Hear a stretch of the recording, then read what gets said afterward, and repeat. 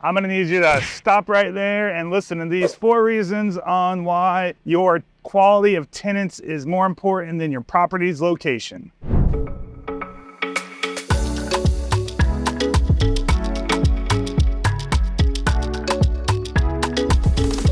All right, so we all know the age-old real estate mantra, location, location, location. However, this doesn't necessarily ring true all the time, especially when it comes to multifamily investment properties. They really are dependent on having a high-quality tenant, and having them or not having them can really make or break your ROI. So what we mean by this is if you've got a property that's in a great location, but you have high turnover or problematic tenants, it can really eat into your profits by you having to pay legal fees and maintenance fees and just overall vacancy costs by having that high turnover. So that's why we believe that having the better tenant is more important than having the better location. And we want to give you 4 reasons today to consider why that is.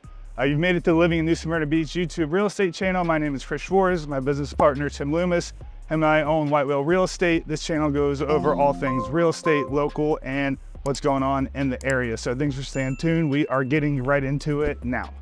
All right, starting out with number 1 is going to be financial stability and consistent cash flow. So the key word there is consistent, followed by cash flow. That's what we all love. These seem to be the buzzwords this day and age, but consistency is always king.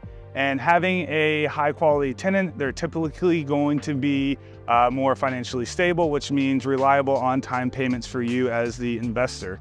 So this is going to directly impact you because you're going to have that reliability. You're going to have the long-term effect of knowing that the tenant's going to be there, that they are going to be paying on time, which is going to allow you to have better cash flow management, which will then allow you to be more liquid and help you be more resilient against the ups and downs of the economy. So just by knowing that you've got stable tenants means you've got stable money coming in, and it's just going to allow you to be able to beat the market when not having such volatile high turnover with tenants. So big thing right off the bat is just the financial stability and having that consistent cash flow income with knowing that your tenants are stable and they've got the money coming in to pay you on time, which is going to allow you to be able to plan for the future.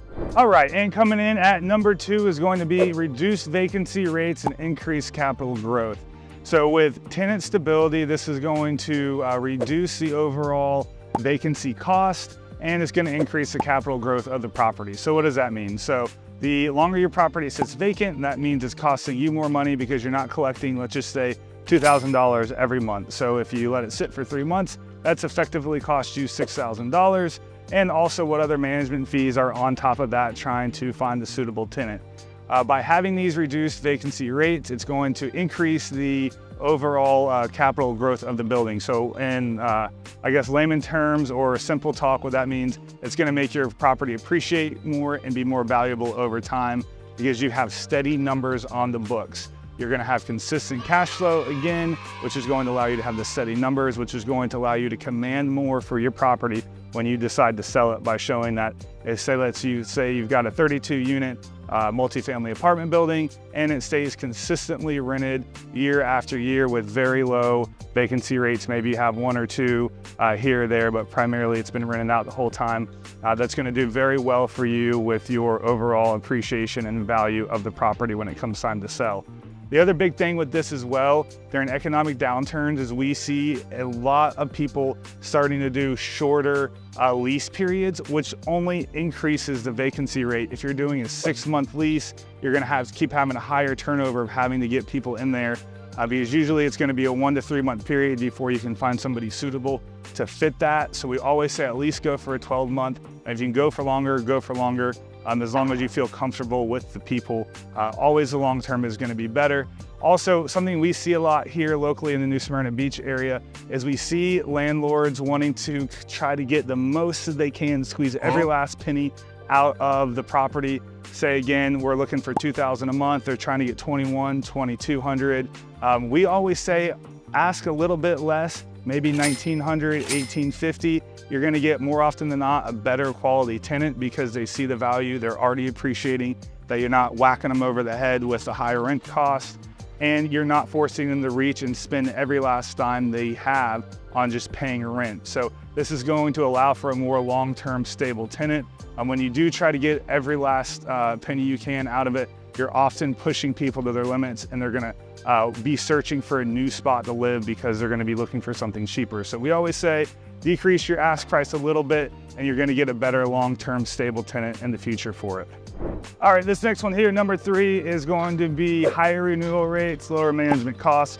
What this means is just be good at relationships. As a landlord, your goal is to keep the property rented as much as possible, full-time with 0 vacancies, and you want the tenant to continue to renew year over year because they feel comfortable with being there, they feel comfortable with you, they know you're gonna treat them fairly, they're gonna treat you fairly, everybody's got a good relationship. So there's been an industry study that's been done with renters leaving and finding a new spot to rent, and 46% of those renters that left were dissatisfied with their rental experience. So that is a huge number. I think that should be a huge eye-opener and wake-up call to landlords, with 46% of tenants being dissatisfied with the rental experience. Now, that can be across the board of maybe the rent was too high, maybe the landlord sucked, a lot of different variables in it. Maybe the other tenants weren't great. So a lot of factors in there, but I do believe a lot of that is just based on my experience, gonna come back to landlord-tenant relationship. So just because you're the landlord and you're the big dog doesn't mean you have to be rude or unkind to people. You can help them out. Not saying give away rent for free or anything like that, but just be decent and just take care of them like you would want to be taken care of yourself.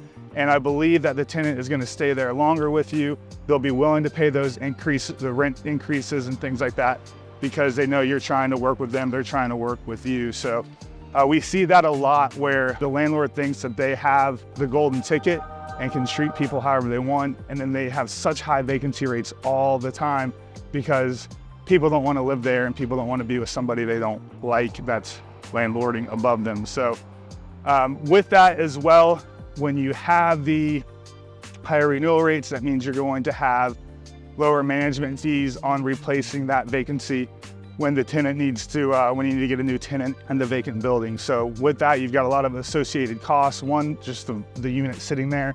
Then if you've got a property management company, you're paying them to get a new lease put in place, and then all the other fees that go along with the property management company just to get somebody else in there. So we always say, be nice, try to help out when you can. Don't nickel and dime them.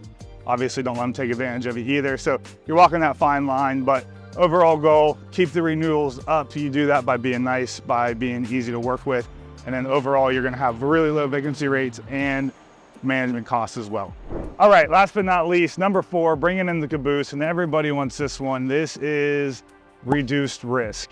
Everybody wants it. Properties that have high quality tenants tend to have a lower default risk, and it's because of the reasons 1, 2, and 3 that we already talked about. Number 1 being the financial stability of having on-time reliable payments. So having that reduced risk, though, is huge when you really start to think about it, especially on the exit. This is what the other investors that are going to be buying a property are going to be wanting to see.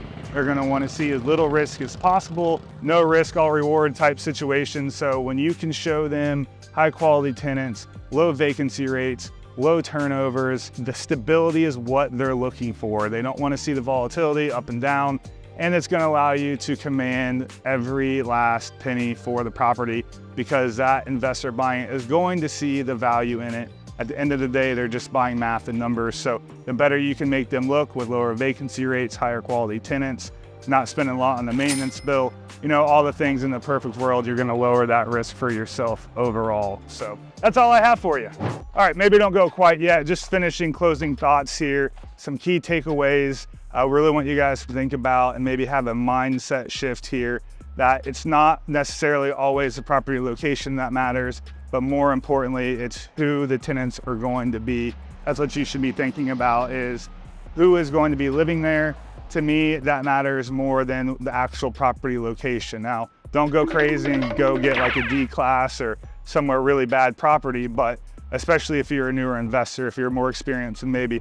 But overall theme is be thinking about who's going to be living there.